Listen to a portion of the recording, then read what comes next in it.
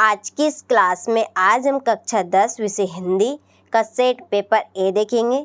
इस set paper A के सभी प्रश्नों को आपको अच्छे से कंप्लीट करना है, क्योंकि ये प्रश्न आपको त्रैमासिक परीक्षा में अच्छे अंक प्राप्त करवाने में आपको मदद करेंगे। मैंने सभी प्रश्नों पर टिक मार्क लगा दिए हैं ताकि आप सभी का ज़्यादा समय बर्बाद ना हो। कम समय में मैं आपको पूरे प्रश्न अच्छे से बता सकूं, यही मेरा मेन उद्देश्य है। तो चलिए बिना किसी डाउट के वीडियो को हम स्टार्ट करते हैं। पहले प्रश्न से देखते हैं कि उद्धव ने गोपियों को क्या संदेश दिया। किसका संदेश दिया था उद्धव ने गोपियों को? तो योग साधना का। किसका? योग साधना का।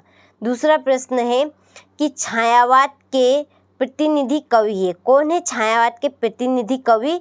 जयशंकर प्रसाद। तीसरा प्रश्न है संचारी भाव की संख्या है कितनी?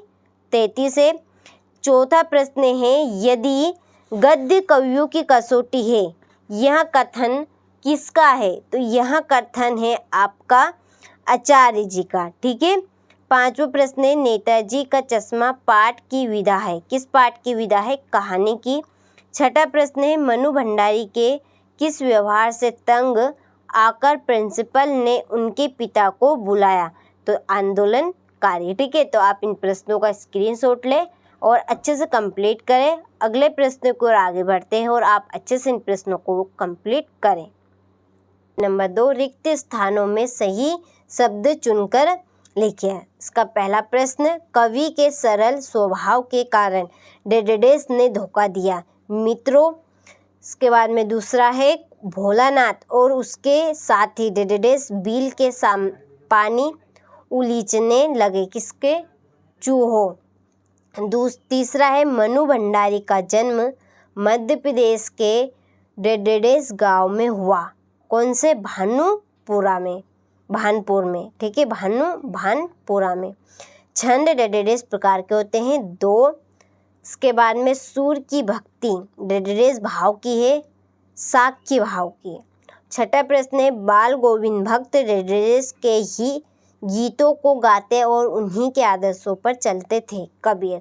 ठीक है। तो ये आपके रिक्त स्थान कंप्लीट हो चुके हैं। आप अच्छे से स्क्रीनशॉट लें और कंप्लीट करें।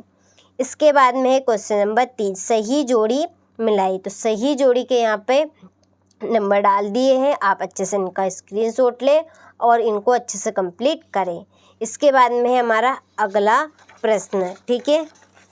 अगला प्रश्न है क्वेश्चन नंबर 4, सत्य असत्य का चयन कीजिए। तो पहला प्रश्न देखिए, आत्मकथा कविता पहली बार हंस पत्रिका में प्रकाशित हुई। सत्य। बाल गोविंद भक्त के गीतों में प्रभु मिलन का भाव होता था। सत्य। तीसरा, जॉर्ज पंचम की नाक पाठ में सरकारी तंत्र पर व्यंग किया गया है। सत्य।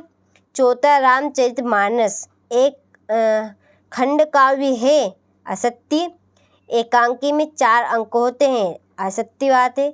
और जहाँ दोनों पद प्रधान हो वहाँ दिग्गु समास होता है, तो ये असत्य है। ठीक है। सत्य असत्य भी कंप्लीट हुए। स्क्रीनशॉट लो और अच्छे से कंप्लीट करें। इसके बाद में है क्वेश्चन नंबर 5, एक वाक्य में उत्तर। तो देखिए, सूरदास भक्ति काल के किस शाखा के कवि है? कृष्ण भक्ति शाखा के। दूसरा है रामचरितमानस का प्रमुख छंद कौन सा है? चौपाई। तीसरा है आधुनिक हिंदी गद्य का विकास किस युग से प्रारंभ हुआ? भारतेंदु युग। चौथा प्रश्न है आत्मकथ्य कविता में कवि ने मधुप का प्रयोग किसके लिए किया है? स्वयं के लिए किया है। ठीक है। सशस्त्र बाहु कौन था? तो इस प्रश्न को आप अच्छे से कंप्लीट कर लीजिएगा। ठीक है। अगला हमारा प्रश्न है रीति काल का समय कब से कब तक माना गया है? तुलसीदास जी की 2 काव्यगत विशेषताएं लिखिए। 8वां प्रश्न, उद्धव के व्यवहार की तुलना किन किन से की गई है? 9वां प्रश्न, कवि आत्मकथा लिखने से क्यों बचना चाहता है? ठीक है। 10वां प्रश्न है महाकाव्य और खंड काव्य में कोई 2 अंतर लिखिए। अतिशयोक्ति अलंकार की परिभाषा उदाहरण सहित लिखिए। इसके बाद में अगला क्वेश्चन, नाटक किसे कहते हैं? स्वयं प्रकाश की 2 रचनाओं के नाम लिखिए। नेताजी सुभाष चंद्र बोस की मूर्ति को देखकर लेखक के मन में कौन सी कमी खटकी। 15वां प्रश्न है बाल गोविंद भक्त की चरित्र विशेषताएं बताइए। ठीक है, यहाँ से स्क्रीनशॉट लें और अच्छे से प्रश्न को कंप्लीट करें। चलिए, तो अगला हमारा प्रश्न है बच्चे माता पिता के प्रति अपने प्रेम को कैसे अभिव्यक्त करते हैं।